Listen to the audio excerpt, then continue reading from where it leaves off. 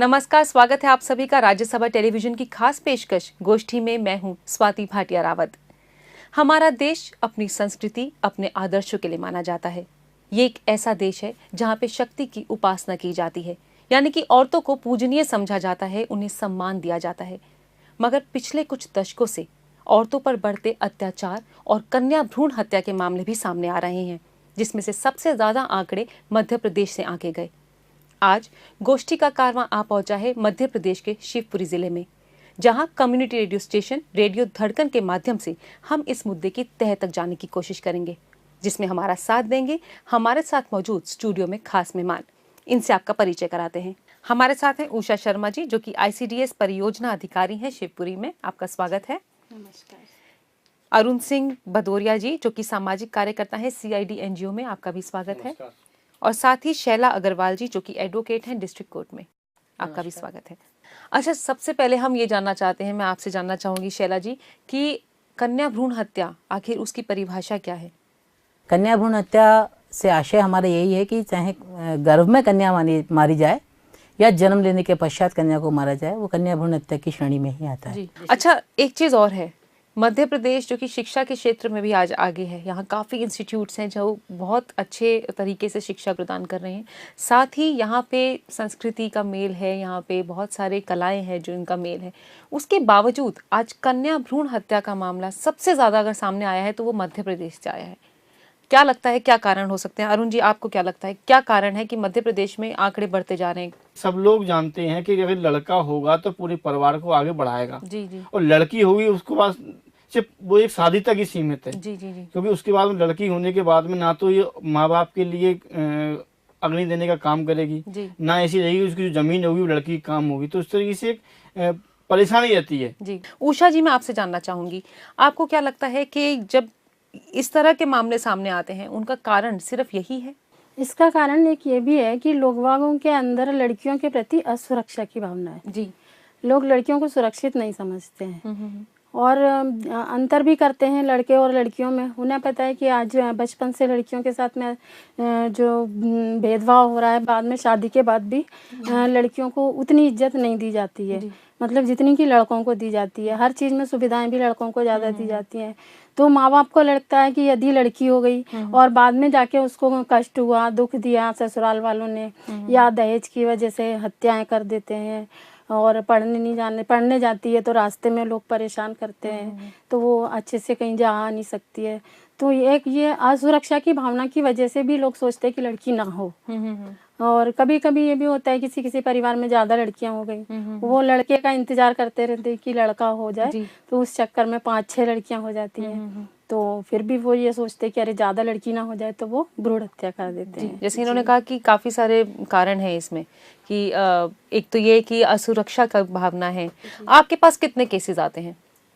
कन्या भ्रूण हत्या से संबंधित तो बहुत कम केस रजिस्टर्ड हुए हैं। अभी तक जितने भी केस रजिस्टर्ड हुए हैं या तो न्यायालयीन प्रक्रिया में अटके हुए हैं या दर्ज ही नहीं हो पाए हैं।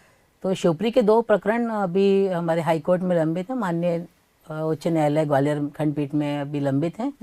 तो बहुत कम हैं केसेस जिसमें रिपोर्ट की जाती है या रिपोर्ट पर कार्रवाई होकर वो न्यायालयीन कार्रवाई में सफल हो पाते हैं। हमारे बहुत सारे केसेस ऐसे हैं जिन आंकड़े। अच्छा, ये भी बताइए कि जैसे कई केसेस कम रजिस्टर्ड होते हैं, इसके क्या कारण हो सकता है? जहाँ तक कम दर्ज होने वाली बात है, तो पितृसत्तात्मक परिवारों में हम आज भी निवास कर रहे हैं। तो जनरली ये होता है कि महिलाएं घर में आवाज़ ही नहीं उठा पाती और वो चाहती हैं कि उनकी बेटी को ना मारा जाए या वो गर्भ का समापन ना करें, लेकिन फिर भी मजबूरीवश पारिवारिक जिम्मेवारियों के कारण या पारिवारिक मजबूरी कारण उनको ऐसा करना पड़ता है। लेकिन फिर वही समस्या है कि वो क्या करेंगी, तो परिवार के कारण वो जहाँ वो अपनी कंप्लेंट कर सकती है वहाँ तक वो पहुँच ही नहीं पाती। इस कारण भी नहीं आते। दूसरे लोग इसलिए नहीं बोलते कि उनका पारिवारिक मामला है, हम क्यों बीच में विघ्न पैदा करें, तो वो लोग रिपोर्ट नहीं करते। जिस डॉक्टर ने किया है वो तो जानते बूझते हुए, जब चूंकि गर्भ समापन का कार्य कर ही रहा है, तो वो क्यों दर्ज कराएगा। इस कारण इतना जघन्य अपराध होते हुए भी हमारे सामने ये प्रकरण ही नहीं आते और ऐसा लगता है कि शायद ये देश में हो ही नहीं रहा है। जी, यानी कि काफ़ी चीज़ों को दबा दिया जाता है। वैसे अगर हम नेशनल क्राइम रिकॉर्ड ब्यूरो 2012 की अगर उनकी रिपोर्ट पर नज़र डालें तो 64 केसेस दर्ज हुए हैं मध्य प्रदेश से। कुल मिला के भारत में 210 केसेस दर्ज हुए हैं, जिसमें से 64 मध्य प्रदेश के हैं, यानी कि काफी ज्यादा आंकड़े हैं, तादाद बड़ी है। मगर उसके बाद भी आपको लगता है कि ये ऑफिशियल आंकड़े हैं? कई तो ऐसे भी मामले होंगे जो दर्ज ही नहीं हुए। हाँ, कई मामले ऐसे हैं जिसमें दर्ज ही नहीं हुए। ये केवल वही आंकड़े हैं जो सामने आ गए होंगे, लेकिन बहुत सारे आंकड़े ऐसे हैं जो हमारे सामने नहीं आ पा रहे। इससे भी तादाद कितनी हाई हो सकती है? ज्यादा हो सकती है जी। अच्छा उषा जी, आप मुझे बताइए कि इन्होंने बताया कि कई आंकड़े तो दर्ज भी नहीं होते हैं। आप मुझे ये बताइए कि आपके पास किस तरह के केसेस आते हैं भ्रूण हत्या के? भ्रूण हत्या के केस तो हम लोग के पास में नहीं आए हैं। हम लोग तो लोगों को जागरूक करते हैं जी कि भ्रूण हत्या ना हो जी। मंगल दिवस का आयोजन करते हैं आंगनवाड़ियों पर, तो वहाँ पर गर्भवती महिलाएं आती हैं, उनकी गोद भराई करते हैं। उस दौरान उनको हम लोग समझाते हैं कि लड़के और लड़की में कोई भेद नहीं है। बच्चे मतलब कम से कम 2 या 3 हो तो ठीक है, ज्यादा नहीं होना चाहिए। अगर 2 लड़कियां भी हो गई हैं तो बहुत हैं परिवार के लिए, लेकिन लोग ऐसा सोचते हैं कि नहीं लड़कियां नहीं लड़का भी होना चाहिए। तो हम लोग के का यही है कि लोगों को हम समझाएं, और अधिकतर सभी कार्यकर्ताओं को समझाते हैं, जनता को समझाते हैं। जब गांव में जाते हैं तो महिलाओं की बैठक लेते हैं और उनको इस बारे में जानकारी देते हैं कि लड़के और लड़की में कोई अंतर नहीं है। जो लड़के कर सकते हैं उससे ज्यादा लड़कियां कर सकती हैं। एक काम तो ज्यादा करती हैं ये लड़कियां, जो लड़के करते हैं उससे भी एक काम ज्यादा कर सकती हैं। बाकी कम कुछ नहीं कर सकती, लड़कों से किसी भी मामले में कम नहीं है लड़कियां। हर क्षेत्र में लड़कियां आगे हैं। तो ये सब हम गांव वालों को समझाते हैं जिससे कि ये ना हो। अच्छा अरुण जी, आप बताइए, जैसे कि ये सामने ये बता रहे हैं कि बहुत सी ये काउंसलिंग होती है, जागरूकता अभियान चलाया जाता है, उसके बाद जब आप एक सामाजिक कार्यकर्ता हैं, जब आप फील्ड में जाते हैं, किस तरह के केसेस आपके सामने आते हैं भ्रूण हत्या के? इस केसेस जो है, चूँकि हमारे साथ में कई महिलाएं भी काम कर रही हैं, वो चूँकि गर्भवती महिलाओं के साथ में बातचीत भी करती हैं, पता भी लगता है। तो हम लोगों ने जो देखा है एक अलग तरीके निकल के आया है। जो साहब डॉक्टर हैं वो लगभग 300 से 400 रुपये में जो गोली आती है उसको पता लग जाता है कि उससे भी वो यूज करके उससे भी गांव में भी 2 से 3 दिन में अबॉर्शन या सफाई हो सकती है। उस तरीके का भी प्रचलन हम लोगों ने गांव में देखा गया है। अच्छा, एक चीज और बताइए कि आपको क्या लगता है कि कौन सा तबका समाज का ऐसा है जिसमें ये केसेस ज्यादा हैं? यदि आंकड़े देखें तो यही मालूम पड़ता है कि आदिवासी बेल्ट या जिसे हम अशिक्षित कहते हैं वो कम भ्रूण हत्या करते हैं, लेकिन जो पढ़ा लिखा समझदार है या जो खुद निर्णय लेने में सक्षम है वो लोग भ्रूण हत्या ज्यादा कर रहे हैं। जी, इस पर हम और चर्चा करेंगे। रुकते हैं एक छोटे से ब्रेक के लिए, जल्द हाजिर होते हैं। देखते रहिए गोष्ठी। ब्रेक के बाद एक बार फिर आप सभी का स्वागत है गोष्ठी में। आज हम चर्चा कर रहे हैं कि कन्या भ्रूण हत्या के मामले आखिर क्यों बढ़ते जा रहे हैं। ब्रेक पे जाने से पहले हमने कारणों को जानने की कोशिश की, उसकी तह तक पहुंचने की कोशिश की। अब मैं आपसे शैला जी जानना चाहूंगी कि क्या कानून में कोई प्रावधान है भ्रूण हत्या को रोकने का? बिल्कुल, इसके लिए एक एक्ट बना है, गर्भधारण पूर्व और प्रसूति पूर्व निदान तकनीक अधिनियम, जो 1994 बना था और 1996 में इसके नियम बने हैं। इसमें पूरा दिया हुआ है कि किस प्रकार से गर्भ धारण से पूर्व और पश्चात इस अधिनियम का उपयोग कर सकते हैं। उसमें परिभाषाएं हैं, जो प्रयोगशालाएं और जो परामर्श केंद्र हैं उनके पंजीकरण और उनके किस प्रकार कार्य करेंगे उसके बारे में पूरी डिटेल्स दी हुई हैं। टोटल 34 धाराएं हैं जिनमें इनका पूरा विवरण दिया हुआ है। अच्छा। और उसके 19 नियम भी बनाए गए हैं। अच्छा शैला जी, ये बताइए, आपने बताया कि इतने सारे प्रावधान हैं, कानून भी बहुत सख्त हो गया है, क्या कोई ऐसी सजा का भी प्रावधान है जिससे भ्रूण हत्या को रोका जा सके? बिल्कुल, इसमें सजा के प्रावधान है। इसमें कोई विज्ञापन भी जारी नहीं कर सकता कि यहाँ गर्भ परीक्षण किया जा सकता है। अच्छा। इसके लिए भी प्रतिबंधित किया गया है कि गर्भ में बेटा है या बेटी है इसके बारे में बताया जाए, या वो इशारे से भी नहीं बता सकता। कई बार क्या होता है कि कृष्ण भगवान या दुर्गा माँ का फोटो दिखा के भी लोग बता देते हैं, डॉक्टर लोग। अच्छा। कि आपके पेट में बेटा है या बेटी है। अच्छा। इस चीज को भी प्रतिबंधित किया गया है। कई बार लोग बॉय के लिए बी बना देते हैं और लड़की के लिए डी टाइप बना देते हैं, मतलब वो इंडिकेट कर देते हैं कि आपके पेट में बेटा है या बेटी। अच्छा। तो इस चीज को भी प्रतिबंधित किया गया है। और धारा 23 इसके लिए मतलब दंड का इसमें प्रावधान किया गया है, जिसमें 3 वर्ष तक की सजा और 10,000 रुपए तक का जुर्माना किया जा सकता है। और यदि इसको फिर कंटिन्यू किया जाता है तो इसको 5 वर्ष तक के कारावास और 50,000 रुपए तक के दंड से भी दंडित किया जा सकता है। और यदि फिर ये कंटिन्यू रहेगा तो उसका पंजीयन भी निरस्त किया जा सकता है। जी। अच्छा अरुण जी, मैं आपसे जानना चाहूंगी, जैसे इन्होंने कहा कि प्रावधान है, सजा का भी प्रावधान है, उसके बावजूद ये केसेस बढ़ रहे हैं, कुछ तो रजिस्टर ही नहीं हो रहे। आपको क्या लगता है कहाँ पे कमी है? ये सारी जो कमियां हैं वो एक प्रक्रिया के तहत है। जितने भी सेंटरों पे मैं बता दूं कि 2005 में यहाँ पे भी एक नाम नहीं लेना चाहूंगा, सेंटर था, वहाँ पे एक केस आया था। तो उस पर हम लोगों ने काफी दिन तक मीडिया के द्वारा या विजिट भी की गई और गवर्नमेंट की भी विजिट कराई गई, लेकिन उसके बाद में उसको शायद 2-3 साल तक लगभग बंद किया गया। उसके बाद में दोबारा जब प्रारंभ हुआ तो आज अच्छी तरीके से एक दूसरे पैटर्न के साथ में चल रहा है। तो कोई कड़क कानून नहीं है, कानून बहुत ढीला है, लचीला है। अच्छा, इसी पे मैं शैला जी आपसे पूछना चाहूंगी, इन्होंने बोला कि सजा भी मिल जाती है, उसके बावजूद रिपीट होता है। मैं आपसे ये जानना चाहूंगी कि ये सजा किसको मिलती है? जो ये देखता है कि गर्भ में कौन है, लड़का या लड़की, जो ये पता लगाते हैं परिवार वाले, या फिर जो हॉस्पिटल इसको कन्वे करता है मैसेज? इसमें एक तो जो डॉक्टर इसका डायग्नोस करता है और बताता है कि लड़का लड़की है, उसको सजा मिलती है। और दूसरे उस महिला पर जो जबरदस्ती उसको प्रेशराइज करके वहां पर लाए हैं, उनको सजा होती है। इसमें महिला को दोषी नहीं माना जाता। अच्छा, यानी कि कानून भी ये मानता है कि माँ जबरदस्ती ही लाई जाती है भ्रूण हत्या के लिए। बिल्कुल, क्योंकि वो तो हर बच्चे को, चाहे बेटा हो चाहे बेटी, समान रूप से 9 महीने अपने गर्भ में रखती है और उसी तरीके से पालती है कि वो उसके शरीर का एक अंश है। जी जी जी। अच्छा उषा जी, आप मुझे बताइए कि जब ये गर्भपात जैसी स्थिति होती है या इस तरह के मामले होते हैं, तो किस मानसिकता से उस वक्त वो औरत या वो माँ जो है वो गुजरती है? उसको बहुत ज्यादा परेशानी होती है, बहुत टेंशन हो जाता है कि अरे मतलब एक तो उसका शरीर कमजोर हो जाएगा जी। उसके अलावा एक उसको 9 महीने तक पाला या 5-6 महीने तक भी उसके गर्भ में बच्चा रहा, तो उससे वो मानसिक रूप से जुड़ जाती है, भावनात्मक जुड़ाव भी होता है, एक आशा होती है। और फिर जबरदस्ती लोग लाके और उसका एबॉर्शन करा देते हैं, तो उसका शरीर कमजोर हो जाता है, तो आगे और बीमारियां होने की संभावना होती है या आगे दूसरी डिलीवरी होने में उसको परेशानी होती है। अच्छा शैला जी, मैं आपसे जानना चाहूंगी, जैसे कि अभी इन्होंने बताया कि जिन महिलाओं के साथ ये केसेस होते हैं जिनकी गर्भपात किया जाता है, वो मानसिक तरह से भी काफी प्रताड़ित होती हैं, साथ में शारीरिक रूप से भी काफी कमजोर हो जाती हैं। क्या आपके पास कोई ऐसा केस है, कोई उदाहरण है? कई केसेस ऐसे आए हैं हमारे पास जी। उनको न्यायालयीन प्रक्रिया तक तो नहीं पहुंचाया गया, लेकिन उनको समझाइश और प्रोटेक्शन के माध्यम से उनको सॉल्व किया गया था। उसमें एक महिला के पहले से 3 बच्चियां थी। उसके चौथे जब बच्चा होने वाला था, तो उसके परिवार वालों ने जबरदस्ती उसको गर्भ को देखा कि उसमें बेटा है या बेटी। जैसे उन्हें ये मालूम पड़ा कि उसमें बेटी है, तो उसको प्रताड़ित करना आरंभ कर दिया। प्रताड़ना इतनी बढ़ गई कि वो किसी तरह जान बचा के मेरे पास आई थी। मैंने उस महिला को फिर अपने घर पे रखा था, सुरक्षित रखा था, जब तक कि उसके बच्चा नहीं हो गया था। अच्छा। बच्चा होने के बाद फिर हमने उसके परिवार वालों को बुला के समझाया, काफी मुश्किलों से वो फिर उसको स्वीकार किया। लेकिन आज मुझे ये बताते हुए बड़ा गर्व महसूस होता है कि वो बच्ची भी बहुत सुरक्षित है, पढ़ भी रही है और माँ भी बहुत सुरक्षित। अच्छा, अगर जैसे अल्ट्रासाउंड का भी आजकल हमने सुना है, जो हाल ही में शायद कुछ प्रोसीजर भी चेंज हुआ है जी, तो वो थोड़ा प्रोसीजर बताएंगे हमें? फॉर्म F इसके लिए बनाया गया है। किसी भी जो गर्भवती महिला है उसकी यदि जांच की जाएगी, तो जिसमें उसकी पूरी विवरण रहती है और अंत में उसकी सहमति होती है कि वो अल्ट्रासाउंड कराने के लिए तैयार है।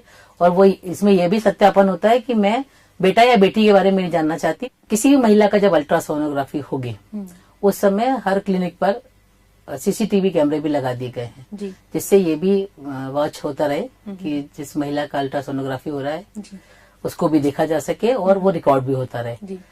तो हमें उनको भी ट्रेस करने में सुविधा होगी कि जिस महिला का CCTV में फुटेज आया है वो वही महिला है या नहीं। जी, यानी कि काफी प्रोसीजर्स हैं अभी इस वक्त, तो टेक्निक्स भी इसमें यूज की जा रही हैं ताकि जो ये रोक सके, ताकि भ्रूण हत्या को रोका जा सके, जिस पर हम और चर्चा करेंगे। रुकते हैं एक छोटे से ब्रेक के लिए, वक्त है एक छोटे से ब्रेक का, जल्द हाजिर होते हैं। देखते रहिए गोष्ठी।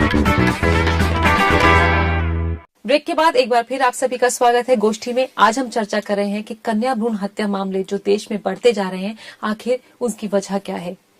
ब्रेक पे जाने से पहले हमने बात की कानून की, हमने बात की कि इसके क्या कारण है। अब मैं अरुण जी आपसे जानना चाहूंगी कि क्या जागरूकता भी बढ़ाई जाने की जरूरत है? जो लड़कियां इंटर से 10वीं 12वीं और BA first year second year final, इस जो सेक्टर में जो लड़कियां हैं, उन सेक्टर में जाके एक जागरूकता फैलाने की आवश्यकता है।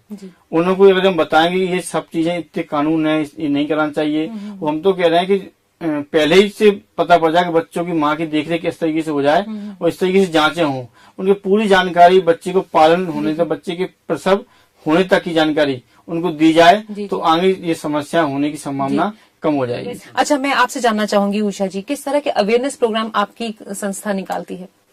हमारे यहाँ जागरूकता तो फैलाते ही हैं हम लोग कि जो है बेटी बेटे से किसी प्रकार से कम नहीं है, जिनकी वजह से लोगों में अब इतना हो गया है कि वो लड़कियों को पहले की अपेक्षा अब नहीं मरने देते हैं। क्योंकि जैसे ही बेटी का जन्म होता है पहले तो जननी सुरक्षा का लाभ मिलता है उसको, उसके बाद में लाडली लक्ष्मी का हम लोग फार्म भरते हैं। लाडली लक्ष्मी का फार्म भरते ही उसको 6,000 रुपए की एनएससी मिलती है। अच्छा, तो 6,000 रुपए की एनएससी 5 साल तक मिलती है। उसके बाद में जब वो बेटी पढ़ती है और 5वीं पास कर लेगी और 6वीं क्लास में जैसे ही आएगी तो उसको 2,000 रुपया मिलेगा। अच्छा, हाँ, और उसके बाद में 8वीं तक पढ़ लेगी और 9th में आएगी तो उसको 4,000 रुपया मिलेगा, है ना। 9th और 10th कर लेगी तो उसको 7,500 रुपया मिलेगा।